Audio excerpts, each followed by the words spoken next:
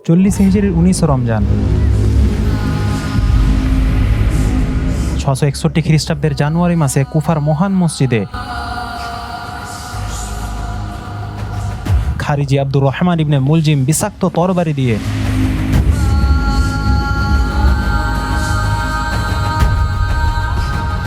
হযরত আলী রাদিয়াল্লাহু আনহু এর মাথায় আঘাত করে তিনাকে হত্যা করেন।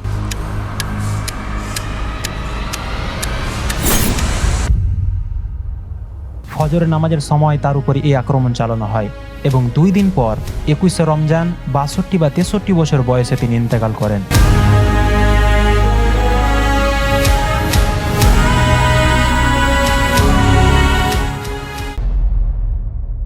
ইবনে মুলজাম খারিজিদের একটি দলের অংশ ছিল যারা গৃহযুদ্ধ শেষ করার জন্য আলী, মুয়াবিয়া এবং আমর ইবনুল আস রাদিয়াল্লাহু আনহুকে হত্যা করার ষড়যন্ত্র করেছিল।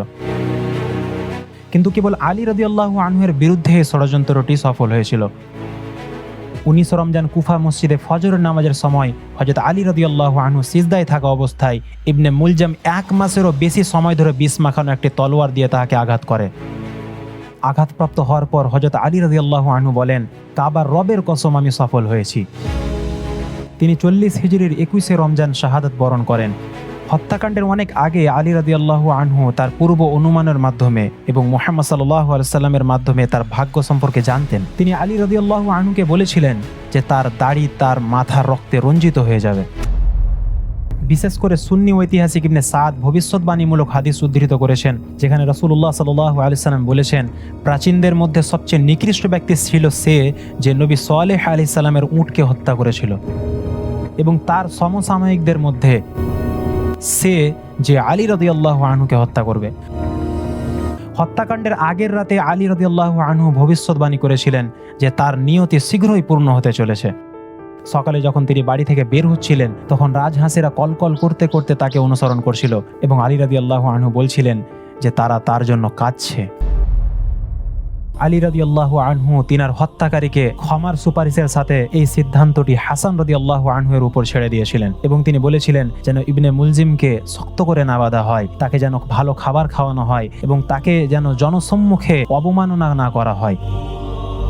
আলী রাদিয়াল্লাহু আনহু তিনার মৃত্যুসজ্জার অবশিষ্ট সময় প্রার্থনা ও ইবাদতে, নিজের ইচ্ছাপত্র লেখাতে, সরকার পরিচালনার বিষয়ে তার পুত্র, মন্ত্রী ও সেনাপতিদের নির্দেশ দিতে এবং বৃদ্ধ, অসুস্থ, দরিদ্র, বিধবা ও এতিমদের কোনো সময়েই যেন ভুলে না যান সে বিষয়ে তাদের সকলকে উৎসাহিত করতে ব্যয় করতেন।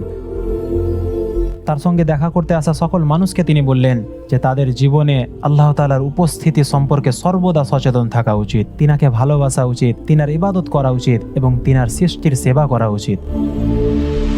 ইসলামের সর্বশ্রেষ্ঠ সাধক, বীর, রাষ্ট্রনায়ক, দার্শনিক ও শহীদ আলী রাদিয়াল্লাহু আনহু এই নশ্বর জগৎ ত্যাগ করেছেন এবং অনন্তকালের জন্য বিশ্ব তার মতো এমন মহত্তর মানুষ আর পাবে না।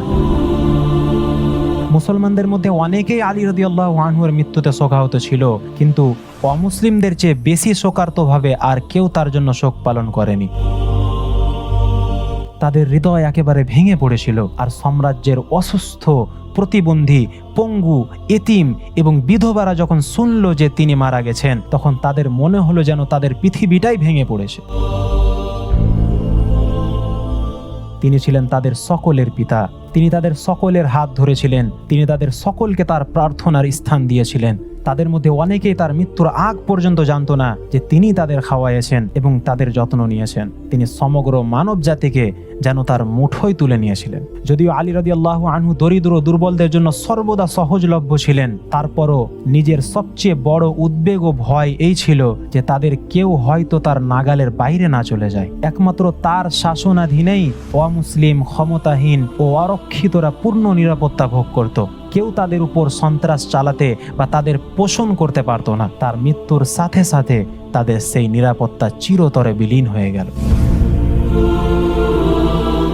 তিনি ব্যক্তিগত ও জনজীবনে যে কোনো মূল্যে নীতিকে সমুন্নত রাখতেন। তিনি সর্বদাই যে কোনো মূল্যে বিচক্ষণতার আগে সঠিক কাজটিকে স্থান দিতেন। যে নীতিগুলো তার ব্যক্তিগত ও জনজীবনকে পরিচালিত করত তার উৎস ছিল আল কোরআনুল মাজিদ, যেমনটি ছিল তার রাজনৈতিক দর্শনেরও উৎস। আলী রাদিয়াল্লাহু আনহু এর অনেক সমালোচক ও শত্রু আছেন, কিন্তু তারা এমন একটিও দৃষ্টান্ত দেখাতে পারবেন না যেখানে তিনি কোনো নীতি থেকে বিচ্যুত হয়েছেন। তারা একদিকে তার চিন্তা ও কথার মধ্যে কিংবা অন্যদিকে তার কথা ও কাজের মধ্যে কোনো বিরোধ খুঁজে পান না। তিনি চিন্তা, কথা ও কাজে সর্বদা সঙ্গতিপূর্ণ ছিলেন। আলী রাদিয়াল্লাহু আনহু ছিলেন চরিত্র ও আদর্শের চূড়ান্ত বিজয়ের প্রতীক। তিনি ছিলেন আল্লাহ প্রেমী, কর্তব্যনিষ্ঠা, কোমলতার সাথে মিশ্রিত শক্তি, স্বভাবের স্থিরতা এবং অটল সততার এক বিরল সংমিশ্রণ। মুসলিম বিশ্বের কাছে তার সর্বশ্রেষ্ঠ উত্তরাধিকার চিরকাল তার মহৎ চরিত্রই হয়ে থাকবে।